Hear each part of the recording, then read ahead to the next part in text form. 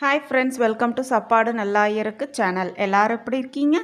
எல்லாரும் நல்லா இருப்போம். நம்ம சேனலில் என்ன சப்ஸ்கிரைப் பண்ணாதவங்க போய் சப்ஸ்கிரைப் பண்ணிட்டு வந்துருங்க. வீடியோக்குள்ளே போகலாம். இன்றைக்கி சூப்பரான ஒரு சைட் டிஷ் ரெசிபி தான் பார்க்க போகிறோம். இட்லி, தோசை எதுக்கு வேணாலும் இதை நீங்கள் சைட் டிஷ்ஷாக யூஸ் பண்ணலாம். நீங்கள் இதை ட்ரை பண்ணி பார்த்துட்டு எப்படி இருந்ததுன்னு கமெண்ட் செக்ஷனில் போஸ்ட் பண்ணுங்கள். வாங்க வீடியோக்குள்ளே போகலாம். ஒரு பேன் எடுத்துக்கோங்க. அதில் உளுத்தம்பருப்பு 1 டீஸ்பூன் உளுத்தம்பருப்பும் அரை டீஸ்பூன் கருப்பு எள்ளையும் போட்டு நல்லா ட்ரை ரோஸ்ட் பண்ணிக்க போகிறோம். உங்களுக்கு வேணும்னா நீங்கள் வெள்ளை எள்ளு கூட யூஸ் பண்ணிக்கலாம். நல்லா ட்ரை ரோஸ்ட் பண்ணி அது கூடவே அரை டீஸ்பூன் ஜீரகமையும் போட்டு நல்லா ட்ரை ரோஸ்ட் பண்ணிக்கோங்க. வாசனை வர வரைக்கும் நல்லா ட்ரை ரோஸ்ட் பண்ணிக்கலாம். நல்லா செவக்க வறுத்தோன்னே அதை ஒரு மிக்சரில் போட்டு அது கூடவே ஒரு 2-3 பற்கள் பூண்டையும் போட்டு நல்லா கொரப்பாக அரைச்சி எடுத்துகிட்டு வந்துடலாம். நெக்ஸ்ட்டு ஒரு பேன் எடுத்துக்கோங்க. அதில் 1 டேபிள் ஸ்பூன் ஆயில் விட்டு ஆயில் நல்லா ஹீட் ஆனதும் உங்கள் காரத்துக்கு தகுந்த மாதிரி 2 அல்லது 3 பச்சை மிளகாய் போட்டு நல்லா ஃப்ரை பண்ணிக்கோங்க.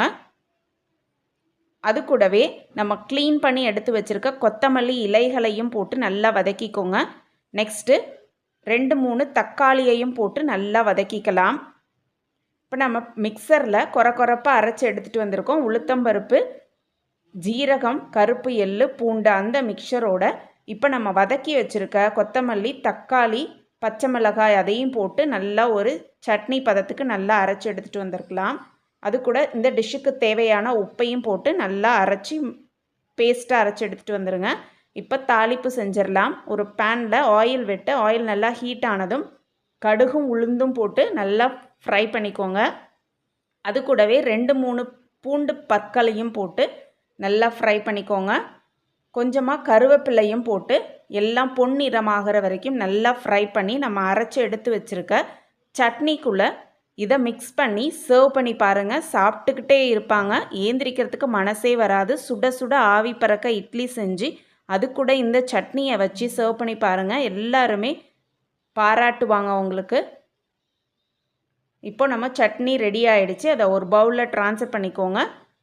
அது கூடவே நம்ம தாளித்து எடுத்து வச்சுருக்கோம்ல கடுகு, உளுந்து, பூண்டு, கருவேப்பிலை அதையும் அது கூட போட்டு நல்லா மிக்ஸ் பண்ணி சுட சுட இட்லியோ முறுமுறுன்னு தோசையோ ஊற்றி சைட் டிஷ்ஷாக வச்சு சர்வ் பண்ணி பாருங்கள். எல்லாருமே அசந்தே போயிடுவாங்க.